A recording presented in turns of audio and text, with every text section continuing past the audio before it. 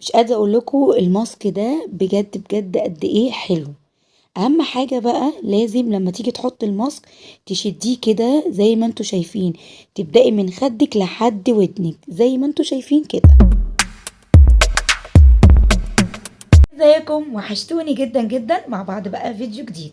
تعالوا بقى مع بعض نعمل ماسك حلو جدا، بينظف البشرة بعمق، بيشيل الجلد الميت، لو في عندك كمان بثور، بيشد البشرة قوي، تفتيح سريع جدا جدا. بصوا عايزه اقول لكم انا لو بشرتي يعني بتبقى مجهده وتعبانه، انا بعمل الماسك ده. مكوناته كلها من المطبخ بتاعنا، سهله وبسيطه جدا جدا.